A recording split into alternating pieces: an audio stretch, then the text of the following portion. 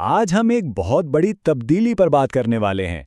एक अकेले AI assistant से एक पूरी की पूरी एआई वर्कफोर्स तक का सफर। और ये समझना जरूरी है कि ये कोई मामूली अपग्रेड नहीं है। ये काम करने के अंदाज को बिल्कुल बदल देने वाली बात है। अच्छा, तो आज के सफर का नक्शा कुछ यूं है। सबसे पहले हम देखेंगे कि एक अकेला एआई क्यों काफी नहीं होता। फिर हम बात करेंगे कि इस एजेंट की सलाहियतों को कैसे बढ़ाया जाए।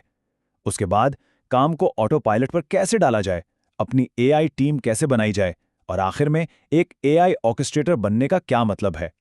तो चलें शुरू करते हैं एक एजेंट की हुदूद से। तो सबसे पहले बुनियादी मसला क्या है? मसला यह है कि जब आप एक ही एआई पर बहुत ज़्यादा बोझ डाल देते हैं, जब उससे एक साथ कई तरह के काम लेने की कोशिश करते हैं, तो होता क्या है? वो एक बॉटलनेक यानी एक रुकावट बन जाता है। इस बात को एक मैनेजमेंट कंसल्टेंट के इस कॉल से बेहतरीन तरीके से समझा जा सकता है। वो कहते हैं कि जब तक बात रेगुलेटरी सेक्शन तक पहुंचती है, मालियाती अंदाजे बेस पैगामात ऊपर कहीं खो चुके होते हैं, सियाको सबा खत्म हो रहा होता है और तज्जिया बिल्कुल सतही रह जाता है। क्यों? क्योंकि एक ही एजेंट 3 अलग-अलग चीजों में माहिर बनने की कोशिश कर रहा होता है, यानी वो फोकस खो देता है। तो सवाल ये है कि हम इस अकेले एजेंट को एक सुपर एजेंट में कैसे बदलें? इसका जवाब उसकी बुनियादी सलाहियतों को बढ़ाने से शुरू होता है। इसका पहला और सबसे अहम कदम है प्लगइन्स। अब ये प्लगइन्स क्या हैं? इन्हें एआई के लिए एक ऐप स्टोर समझ लें। ये ऐसे पैकेजेस हैं जो बहुत सारी सलाहियतों, कमांड्स और दूसरी सर्विसेज के साथ इंटीग्रेशन को एक ही टूल किट में जमा कर देते हैं, जिससे आप फौरन इस्तेमाल कर सकते हैं। और इससे फर्क क्या पड़ता है, ये स्लाइड बिल्कुल वाजे करती है। देखें, प्लगइन्स के बगैर गिटहब को जोड़ने के लिए आपको सर्वर ढूंढना पड़ता है, सेटिंग्स करनी पड़ती हैं, स्किल्स बनानी पड़ती हैं और फिर सब कुछ टेस्ट करना पड़ता है। लेकिन प्लगइन के साथ सिर्फ एक कमांड /plugin install GitHub, बस इतने सारे पेचीदा कदम 1 सेकंड में हो गए। ठीक है, तो अब हमारा एजेंट पहले से ज्यादा काबिल हो गया है, लेकिन अब अगला कदम उसे खुद मुख्तार बनाना है, यानी उसे ऑटो पायलट पर डालना ताकि वो थके बगैर काम करता रहे। ऑटोमेशन की सबसे सादा किस्म है टाइम ड्रिवन ऑटोमेशन, यानी वक्त के हिसाब से चलने वाली ऑटोमेशन। इसमें होता यह है कि काम एक तयशुदा वक्फे के बाद खुद ब खुद शुरू हो जाते हैं, बिल्कुल एक अलार्म की तरह। और यह होता है लूप कमांड की मदद से। इससे एक प्रॉम्प्ट को बार बार चलने के लिए शेड्यूल किया जा सकता है। मिसाल के तौर पर हर 5 मिनट बाद किसी बिल्ड का स्टेटस चेक करना या ये देखना कि कोई नई तब्दीली तो नहीं आई। इस तरह के कामों के लिए ये बेहतरीन है। लेकिन हर बार जाकर पूछना यानी पोलिंग हमेशा बेहतरीन तरीका नहीं होता। इसका एक बेहतर मुतबादिल है पुशिंग यानी इवेंट ड्रिवन ऑटोमेशन। इसमें एआई बार बार नहीं पूछता कि कुछ हुआ क्या, बल्कि बैरूनी सिस्टम्स खुद आकर बताते हैं कि देखो ये अभी हुआ है। ये उन वाकयात के लिए बेहतरीन है जिनका कोई वक्त मुकर्रर नहीं होता और उन पर फौरन एक्शन लेना होता है। इससे एक आम मसला पैदा होता है, खासतौर पर कोड रिफैक्टरिंग जैसे पेचीदा कामों में। जैसा कि यहाँ कहा गया है कि आखिर में इंसान एक मैनुअल फीडबैक लूप ऑपरेटर बन के रह जाता है। बस कमांड्स चलाओ, आउटपुट कॉपी करो और फिर एआई के जवाब का इंतजार करो। यानी सारा काम खुदकार होने के बजाय इंसान खुद मशीन का एक हिस्सा बन जाता है। और इसी मसले का हल है रॉल्फ बोगम लूप। ये एक ऐसा प्लगइन है जो एआई को खुद मुख्तार बना देता है।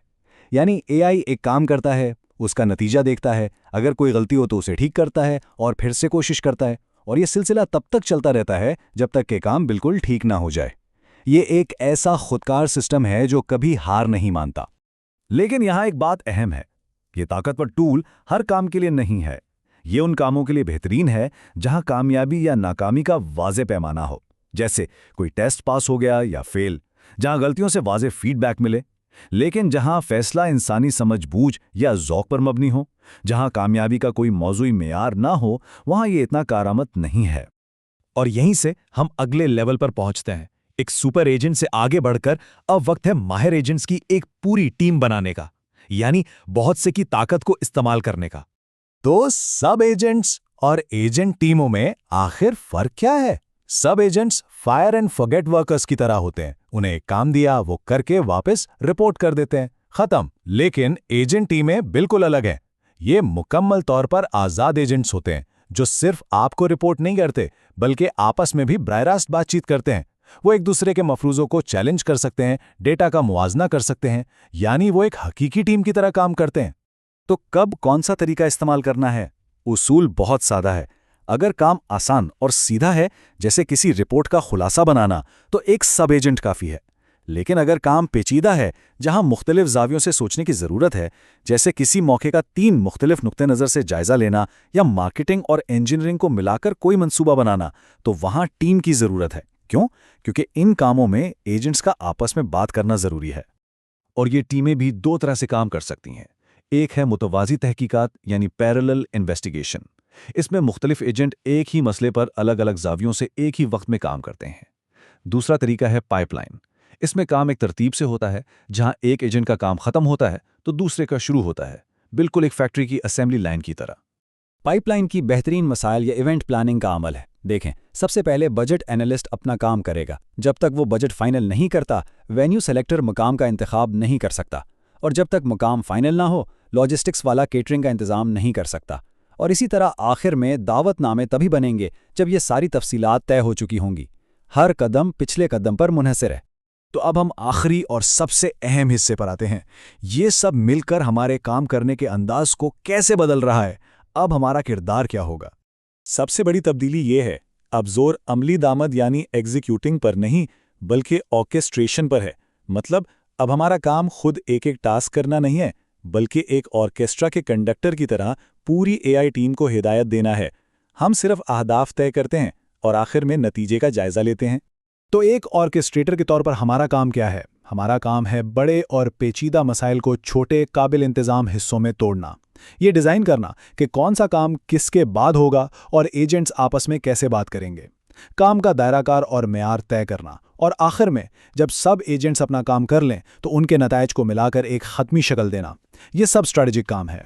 तो ये सोच काम करने के पूरे तरीके को बदल देती है, और ये हमें एक आखिरी सवाल पर छोड़ जाती है। अगर एक ऐसी एआई टीम बनाई जा सके, तो वो पहला कौन सा अमल होगा जिसे खुदकार बनाया जाएगा?